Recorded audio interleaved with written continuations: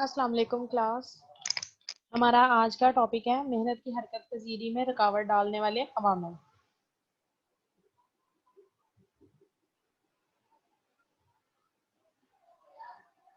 मेहनत की हरकत पजीरी में रुकावट डालने वाले अवामिल में जो सबसे पहली चीज़ है वो है ज़ुबान और माशरत का फ़र्क।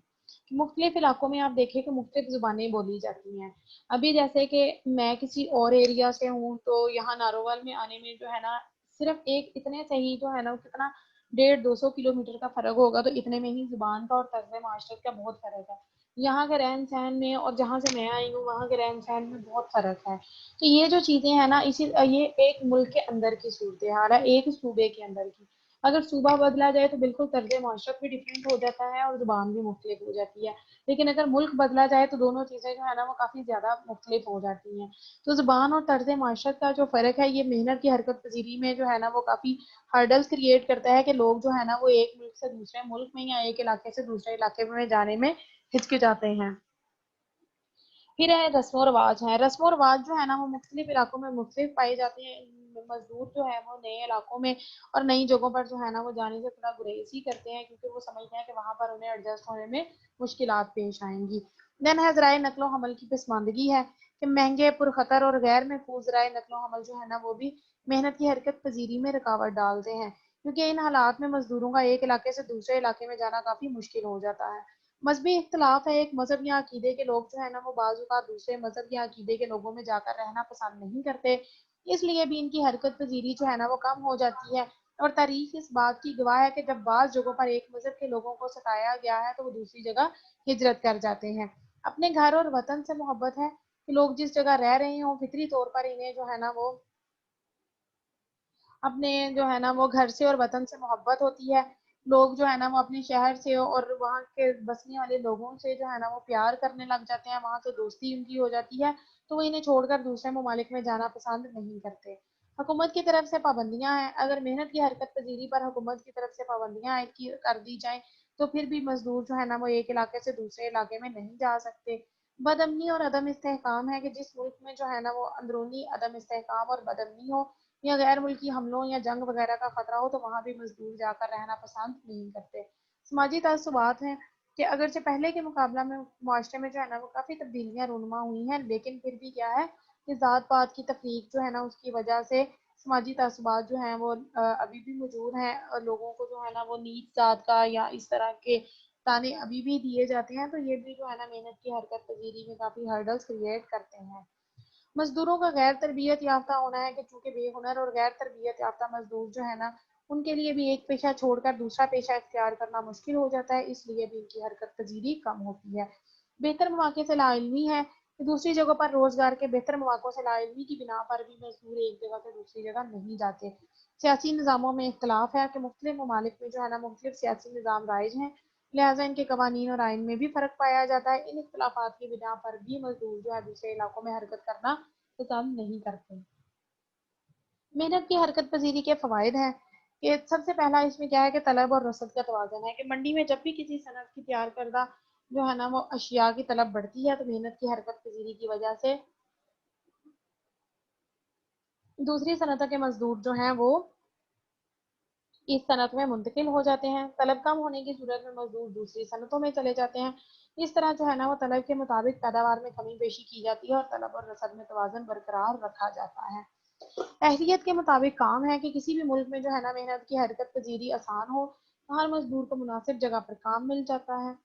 काबिलियत के मुताबिक मुआवजा है कि मेहनत की अमूदी हरकत पजीरी की वजह से मजदूर अदना पेशों से आला पेशों में चले जाते हैं और उन्हें उनकी काबिलियत के मुताबिक जो है ना मुआवजा भी मिल जाता है।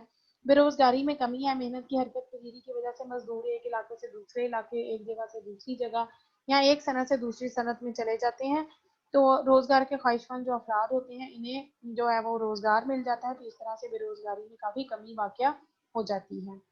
इस्तेदाद कार में इजाफा है कि मेहनत की हरकत पजीरी की वजह से मजदूर अपनी तालीम और तरबियत और पसंद के मुताबिक काम हासिल कर सकते हैं, जिससे इनकी इस्तेदाद कार जो है ना वो बढ़ जाती है। ठीक है। बेहतर मुस्तकबिल है कि मेहनत की हरकत पजीरी की वजह से मजदूरों के मुआवजे बेहतर हो जाते हैं, तो वो अपने जो है ना मुस्तकबिल उसे बेहतर बना सकते हैं, और अल्टीमेटली जब बेरोजगारी में कमी होगी तो मजदूरों का मुस्तकबिल जो है वो पहले से बेहतर हो जाएगा।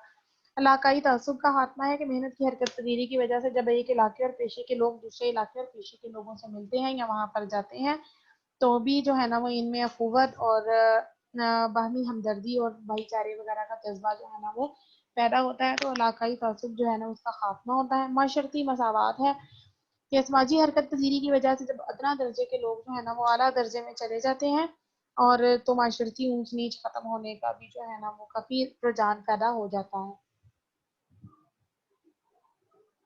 زر مبادلہ میں اضافہ ہے، جب ایک ملک کے لوگ دوسرے ملک میں جا کر محنت کرتے ہیں تو اپنی کمائی کا کچھ حصہ وہ اہل خانہ کو بھیجتے ہیں، اس سے ہمارے ملک کے زر مبادلہ میں اضافہ ہوتا ہے۔ آبادی کے دباؤ میں کمی ہے، جب لوگ ایک علاقے سے دوسرے علاقے یا ایک ملک سے دوسرے ملک میں ہجرت کرتے ہیں تو اس سے آبادی کے دباؤ میں کافی کمی واقع ہو جاتی ہے۔ ان کے گنجان آباد علاقے جو ہیں وہ دوسرے علاقوں میں جا کر جب بسنا شروع کرتے ہیں تو وہاں جو ہے نا وہ لوگوں تو جو ہے وہ آبادی کم ہونا شروع ہو جاتی ہے۔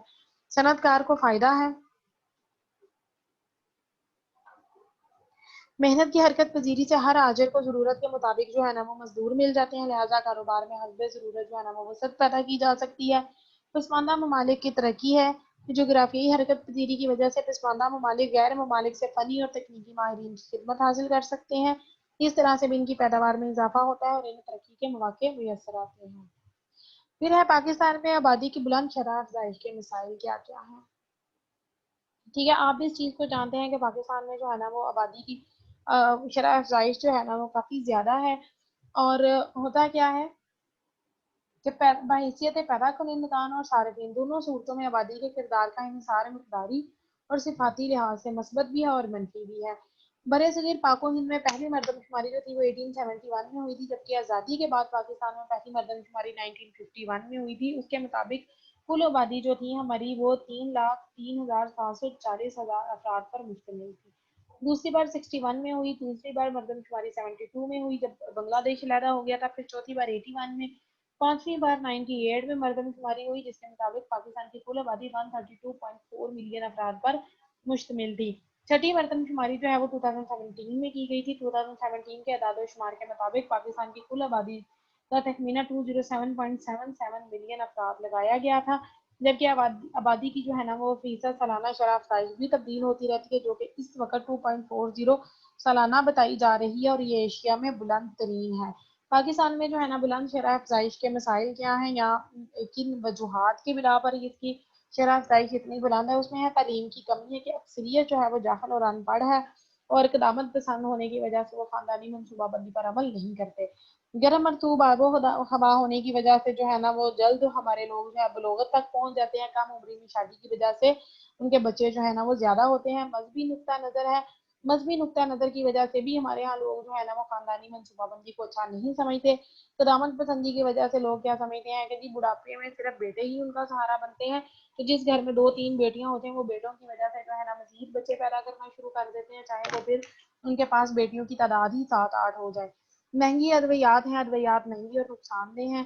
ہمارے یہاں بہت ساری ادویات ایسی ہیں جو کہ کافی نقصان دہ ہیں لیکن پھر بھی لوگوں میں استعمال کرائی جاتی ہیں، تو اس وجہ سے بھی لوگ جو ہے نا وہ پھر اس طرح کی ادویات کی طرف ذرا کم ہی راغب ہوتے ہیں۔